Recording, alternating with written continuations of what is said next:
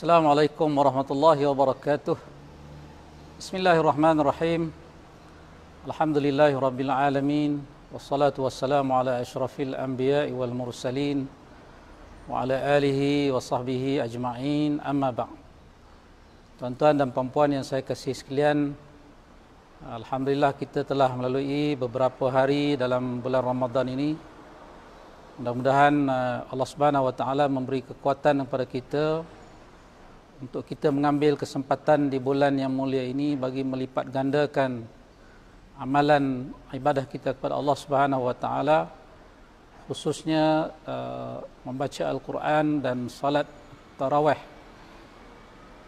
Tentang membaca Al-Quran, tentang bersalat tarawih, Nabi SAW menyatakan, man qama ramadana imanan wa ihtisaba ghufira lahu ma taqaddama min dhanbihi.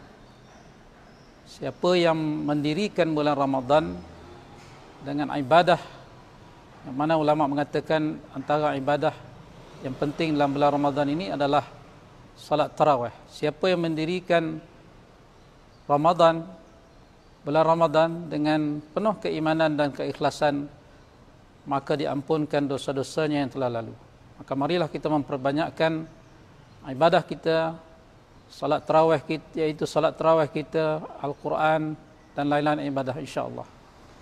Bagi orang-orang yang suka melakukan maksiat, mereka akan terus melakukan maksiat walaupun di bulan Ramadan ini. Bagi mereka tidak ada bezanya di antara bulan Ramadan dengan bulan-bulan yang lain. Mereka tetap menjalani kehidupan mereka dengan perkara-perkara yang dilarang oleh Allah Subhanahu wa taala. Nauzubillahi min zalik. Kerana apa, tuan-tuan? Kerana golongan ini melihat tidak ada sebarang ganjaran yang disediakan oleh Allah Subhanahu wa taala, tiada istimewanya bulan Ramadan dengan bulan-bulan yang lain dari segi melipat gandakan pahala dan sebagainya. Maka sebab itu mereka tidak bermujahadah untuk melawan nafsu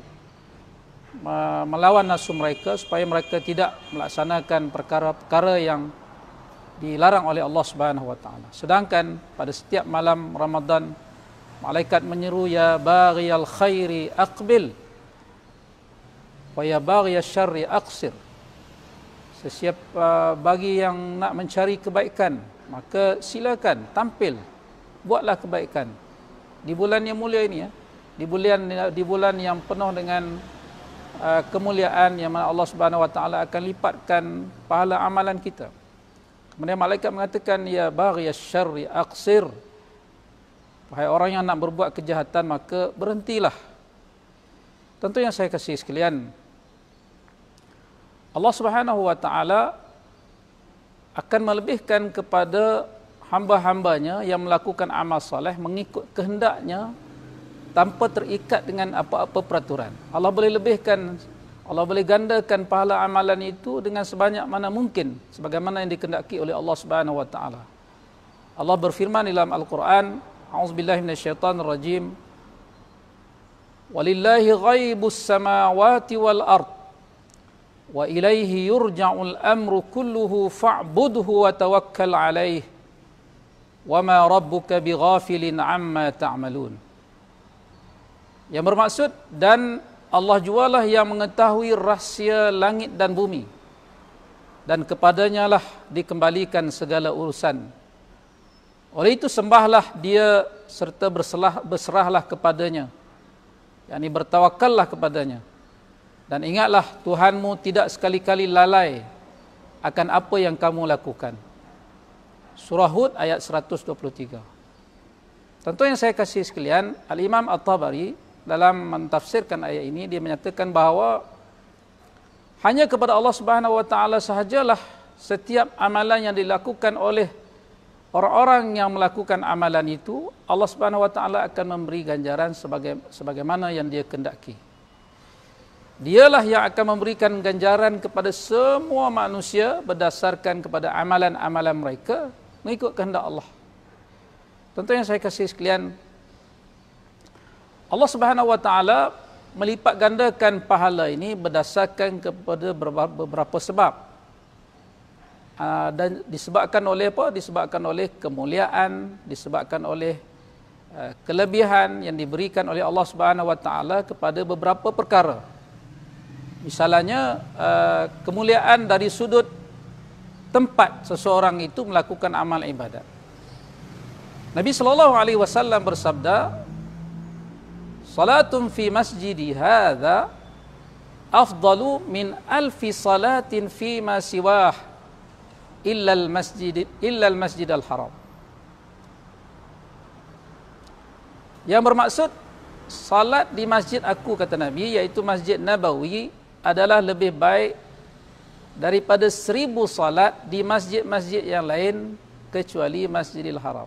Sebab apa tuan-tuan? Sebab Masjidil Haram pahalanya 100,000 kali ganda. Masjidil Aqsa pahalanya 500 kali ganda. Sebagaimana maksud hadis Nabi SAW dalam hadis yang lain. Hadis ini adalah hadis riwayat Al-Bukhari. Tuan-tuan yang saya kasih sekalian, itu kemuliaan dari sudut tempat. Allah gandakan, Allah lipat gandakan pahala salat seseorang. Yang kedua, Allah gandakan pahala berdasarkan kepada kemuliaan dari sudut masa tertentu. Seumpamanya bulan-bulan tertentu yang dimuliakan oleh Allah Subhanahu wa taala, terutamanya bulan Ramadan Al-Mubarak. Kerana apa? Kerana Allah Subhanahu wa taala memuliakan bulan ini dengan turunnya Al-Quran. Sebagaimana ayat 185 surah Al-Baqarah, "Syahrul Ramadan alladzi unzila fihi al-Quran." Dan juga kemuliaan bulan Ramadan ini terserah lagi apabila di dalamnya terdapat malam Lailatul Qadar. Lailatul Qadri khairum min alfi syahr. Juga jatuh ataupun terletak dalam bulan Ramadan. Kerana apa? Kerana Al-Quranul Karim diturunkan daripada Lauh Mahfuz ke langit dunia pada malam Al-Mubarakah, iaitu malam Lailatul Qadar, sebagaimana yang dinyatakan oleh para ulama tafsir. Tuan-tuan yang saya kasih sekalian, sebab itu dalam sebuah hadis Nabi SAW menyatakan tentang kelebihan masa ini berbanding dengan masa-masa yang lain.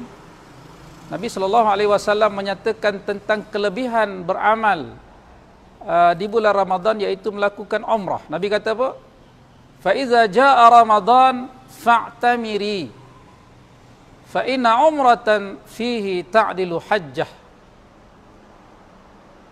Sekiranya apabila tiba bulan Ramadan, kata Nabi, maka hendaklah kamu mengerjakan umrah. Ini kerana umrah pada bulan tersebut menyamai haji. Dalam satu riwayat yang lain, iaitu riwayat Muslim, mengatakan bahawa umrah pada bulan Ramadan ini menyamai mengerjakan haji bersama aku, kata Nabi, iaitu bersama dengan Nabi Muhammad SAW. Itulah kita lihat bagaimana kelebihan masa bulan Ramadan berbanding dengan bulan-bulan yang lain. Maka Allah Subhanahu wa taala menggandakan pahala amalan tersebut, iaitu umrahnya menyamai haji ataupun menyamai haji bersama dengan Nabi SAW. Yang seterusnya, kemuliaan dari sudut orang yang melaksanakan ibadah dengan kedudukannya di sisi Allah Subhanahu wa taala, ketakwaannya. Sebab itu seperti mana kedudukan umat Nabi Muhammad SAW melebihi daripada umat-umat yang lain, iaitu apabila umat Nabi Muhammad SAW ini Allah Subhanahu wa taala menggandakan pahala amalan mereka. Tuan-tuan yang saya kasih sekalian, ibadah puasa itu sendiri Allah Subhanahu wa taala gandakan pahala puasa itu berdasarkan kepada apa yang dikehendaki oleh Allah Subhanahu wa taala, berdasarkan kepada sebuah hadis daripada Abu Hurairah radhiyallahu an, Nabi SAW bersabda yang bermaksud setiap amalan anak-anak Adam itu dilipat gandakan. Satu kebajikan dengan 10 sehingga 700 kali ganda. Allah Subhanahu wa taala berfirman, kecuali puasa. Sesungguhnya puasa itu adalah untukku, kata Allah. Puasa itu untuk aku, kata Allah. Dan aku sendiri yang akan memberinya pahala tanpa batasan. Mereka meninggalkan nafsu syahwatnya dan makanannya kerana aku, kata Allah.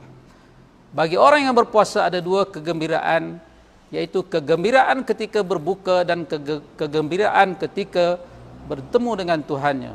Dan bau mulut orang yang berpuasa di hadapan Allah Subhanahu wa taala lebih harum daripada bau kasturi.